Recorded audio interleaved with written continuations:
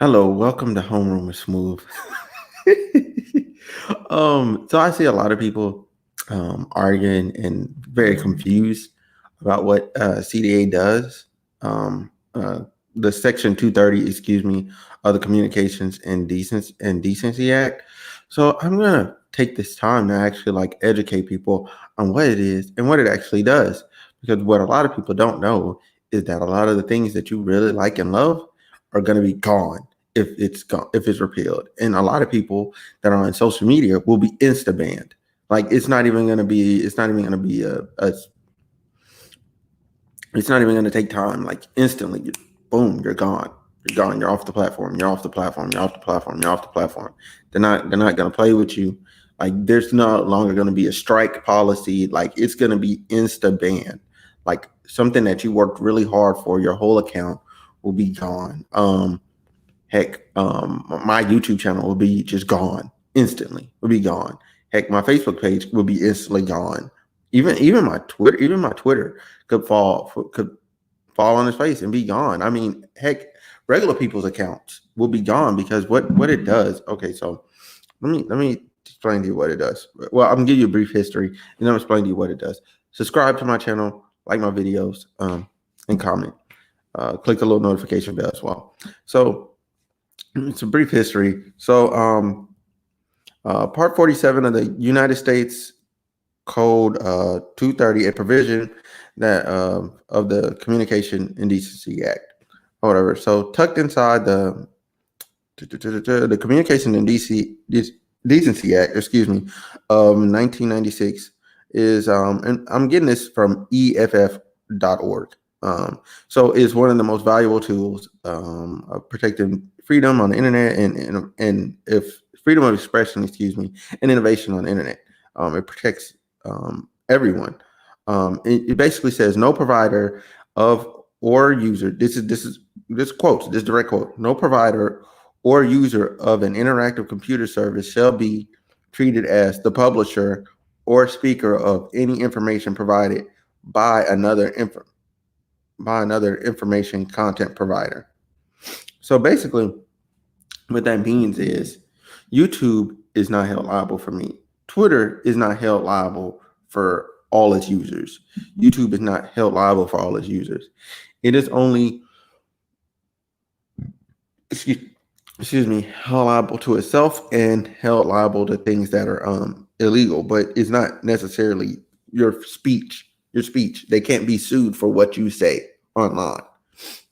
Now, how does that help you? Basically, that helps you and me is you can say some of the most outlandish things that people get away with on the internet. You see the memes that are absurd. You see, like, you know what I'm saying, things that would be like relatively offensive to, you know what I'm saying, the people and their family, right? They could, if 230 is gone, they could then sue Twitter or YouTube or Facebook or whatever for not removing the content.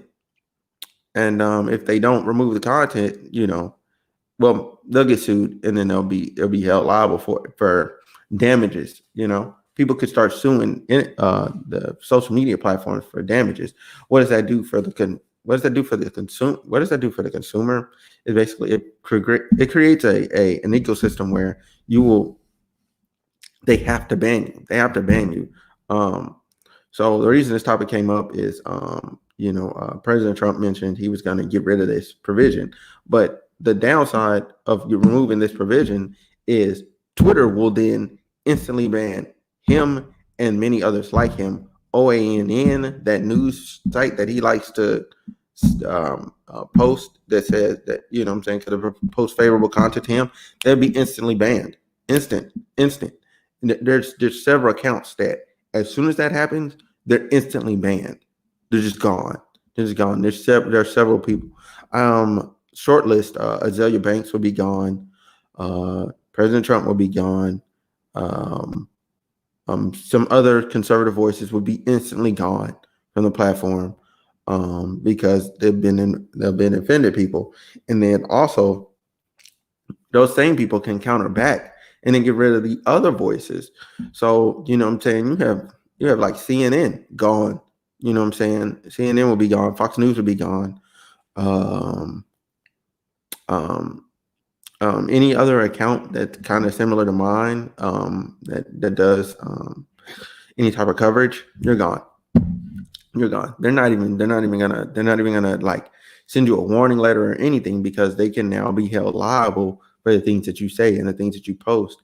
And their term of service agreement would instantly change. Like when you go to log in, they'll push out an update, and your terms of service agreement will change to use it. And what would happen is you're not going to read that whole thing. Nobody is.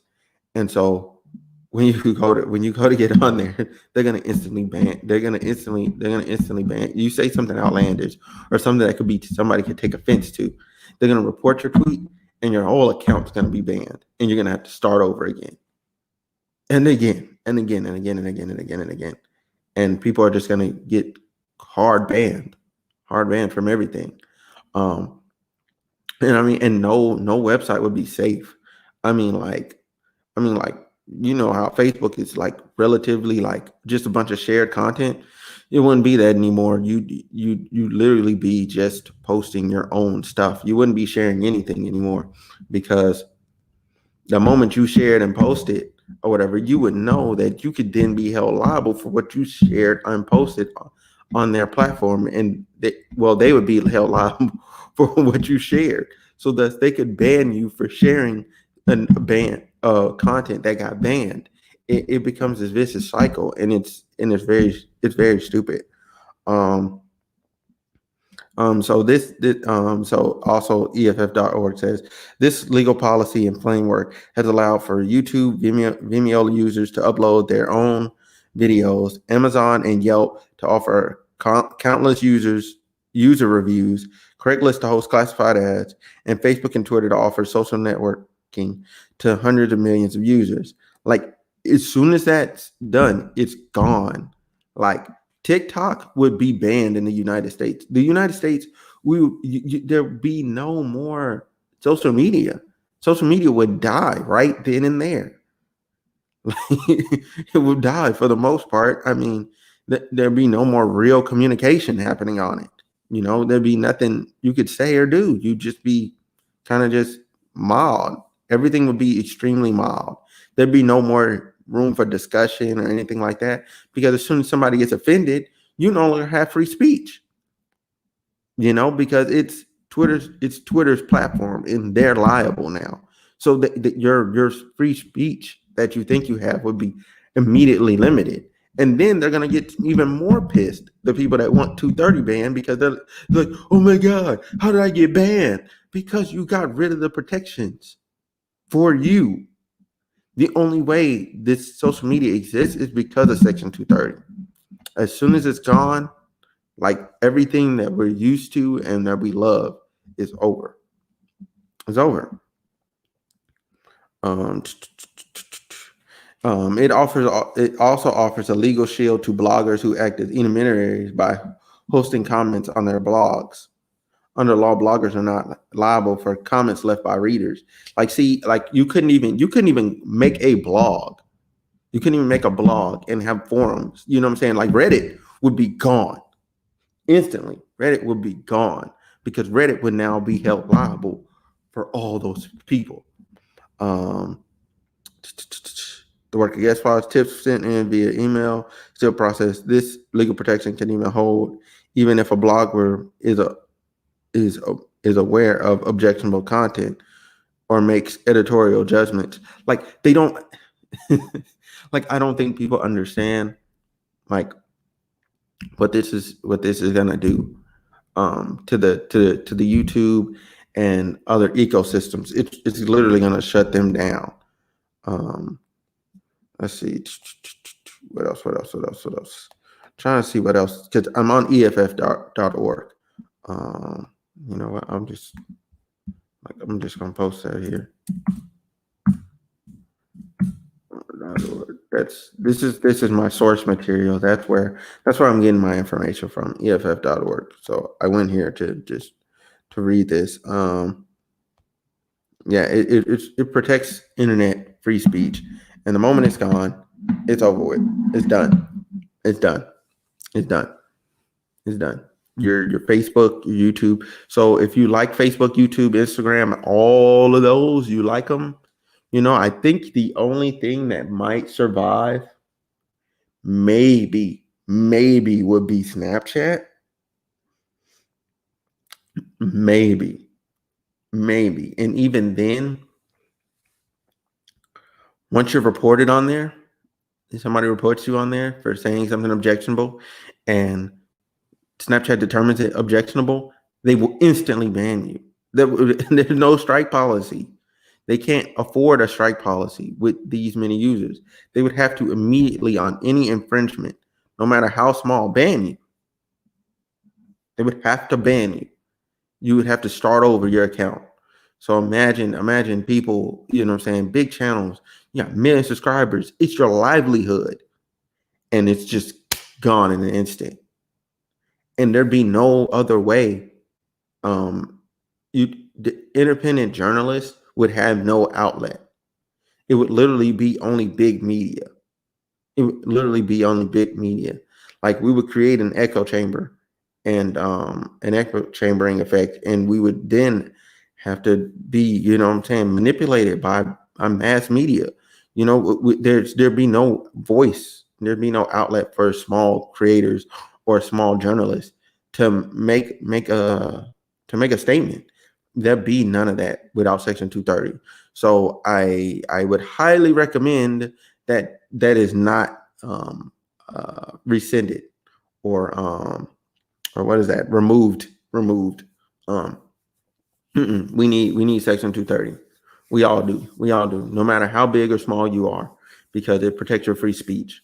The moment it's gone, that's the moment your account is gone. That's the moment all of social media would literally shut down. Right. Like, I'd give it like maybe like 2 months, because the amount of legal battles and court cases that they're going to have to fight will be absurd. Okay. Nobody wants to do that. So again, this is Home Run with Smooth. I just wanted to briefly go over what is Section 230 of the Communications and Decency Act. You can, it is under, I'm going to put it in the comment, what the legal code is. So then you can just 30, so if you punch that 47 USC 230, you'll be able to find this in just regular form.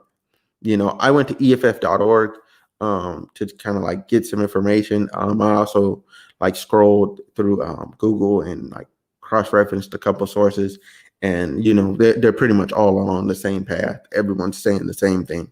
So I'm pretty confident here in what would happen after that. But yeah, thank you for watching, and I'm out.